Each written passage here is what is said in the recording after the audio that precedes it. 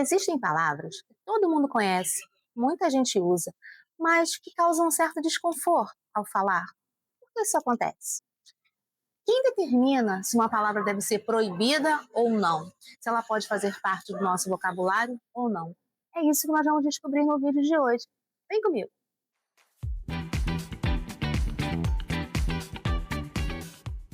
No episódio anterior, nós falamos sobre gírias, palavrões, por que eles existem, por que nós usamos ou não.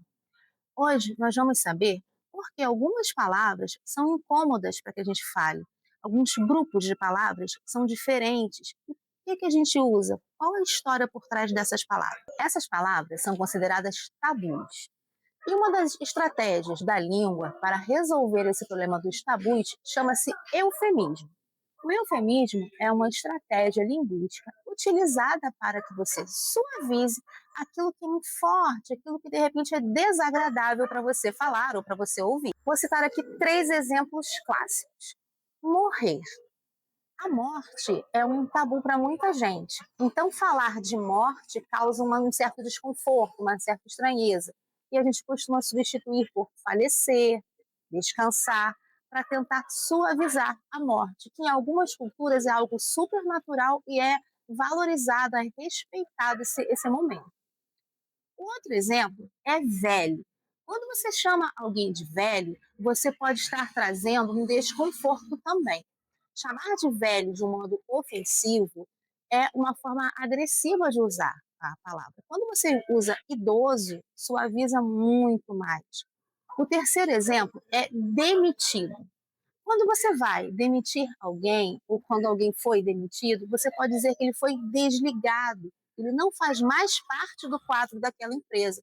É muito mais suave, é muito mais tranquilo do que falar que a pessoa foi mandada embora do emprego. O outro tabu importante é o tabu religioso.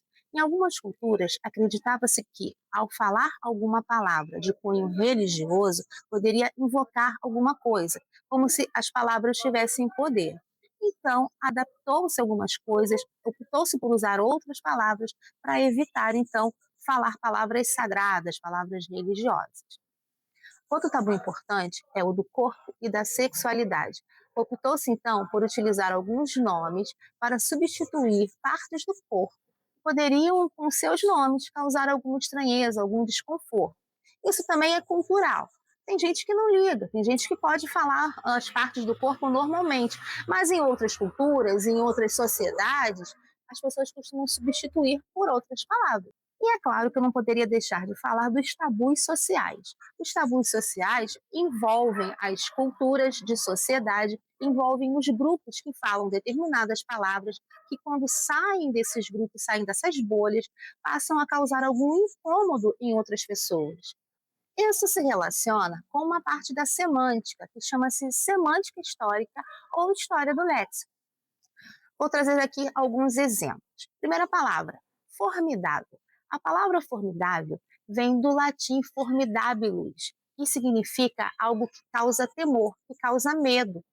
Então, se você falasse que um inimigo era formidável, era um inimigo muito valente, muito forte, que causava certo temor.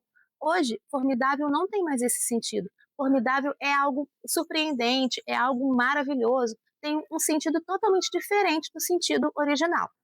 Um outro exemplo é a palavra vilão, que vem do latim vilanus. Vilão era um habitante de uma vila na Idade Média. E aí, com o tempo, esses vilões, esses habitantes de vila, foram considerados pela elite, pela nobreza, como pessoas grosseiras, pessoas sem refinamento.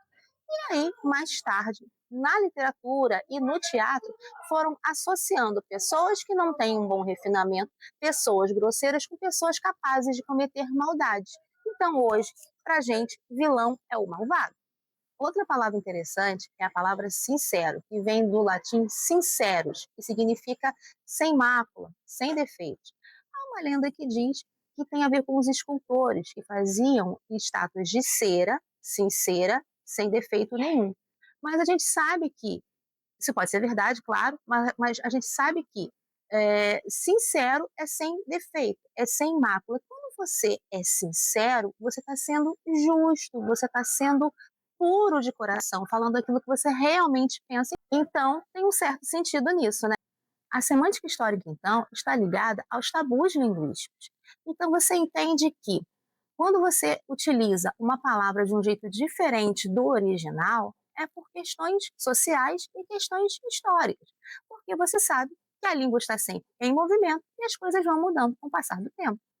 E aí, tem alguma palavra que você tem curiosidade de saber de onde ela foi formada, por que ela existe, qual o significado original dela? Comenta aqui embaixo que palavra é essa que você gostaria de saber e a gente responde, a gente te explica. Se você quiser saber um pouco mais sobre isso, a linguista Rosa Maria Virgínia Matos e Silva, especialista em linguística histórica, nos mostra que as palavras que usamos hoje são resultado de história e sociedade. Aqui, no Laboratório da Língua em Movimento, a gente explica tudo isso. Vem para o nosso canal, comenta, curte, compartilha. A língua muda e a gente te explica. Um beijo, tchau!